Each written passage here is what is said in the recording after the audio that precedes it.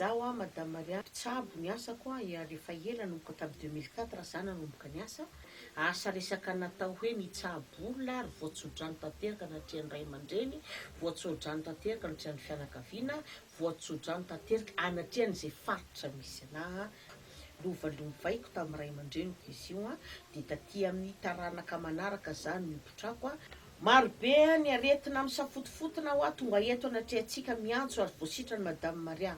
Ohatra zany amin'ny aretina tsy sitrana dokotera sara amin'ireny cancer reny. Misy ny cancer atato hoe anatin'ny nono, ao ihany koa trany hoe fery tongotra mila tapahana, eo ihany koa trany hoe anatin'ny kibo sy ny karazany reny ny aretina avy amin'ny zavaboary. Ary Madame Mariah ihany koa afaka manamboatra izay zavatra zay satria Madame Mariah mafantatra resaka hazo, Madame Mariah mafantatra resaka ravikazo, Madame Mariah mafantatra zavatra maro ahafahany mitsabo amin'ny alalan'izay zavatra zay. Ny aretina ihany koa misy avy amin'ny resaka hoe fanahy hery maizina na ohatra zany.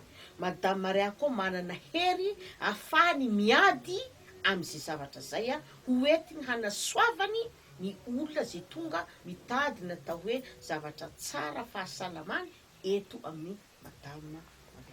Manana hery eo amboromboroapolo Madame Mariah miara-miasa Madame Mariah anatin'ny tokantrano zay ny mamehy ny tranony, zay ny mamehy ny valamena. Reo hery roa amboroapolo reo tompo dia tonga dia zarako eto misy ny hery afaka manao an'le io aretina io ihany ny asa ataony misy ny hery mandeha resaka momba ny resaka fitiavana tokantrano, mandamina tokantrano korotana reo olona mitady izany atao tokantrano zany maro isan-karazany. Misy ihany koa ny hery natao mitsabo resaka zaza madinika. Maro ihany koa aloha hoe manana olana amin'ny resaka fiarahamonina, eo ihany koa manana olana amin'ny resaka fitadiavana asa, eo ihany koa olona manana resaka problème resaka resaka amin'ny fianarany. Ohatr'izay Madame Mariah koa afaka manampy any reny olona reny. Koa miteny eto zao ho anareo zay manana olana maro amin'ny tsy fahasalamana ohatra, na inona ny aretinanao na inona ny aretinanao ka sarotra anao no namana azy, fa noentinao any amin'ny dokotera ka hoe tsy mety voavahanao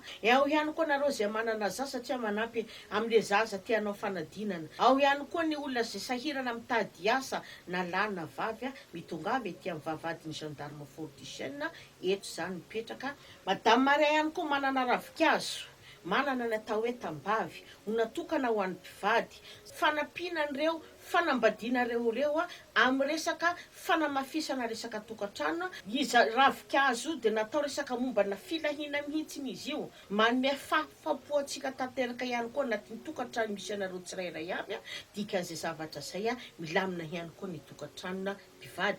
Ho an'ny olona zay mitady zaza, resaka fanadiovana kibo, resaka olona tratrany voakanina, resaka olona tratrany lafika, manana fahaizana momba fijerevana ny atao hoe andro. Resaka fanarenam-bitana anao aloha manaraka ny fanarenam-bitana complet Madame Mariah momba ny vitanandro entinao momba ny zavatra tokony ampiasainao.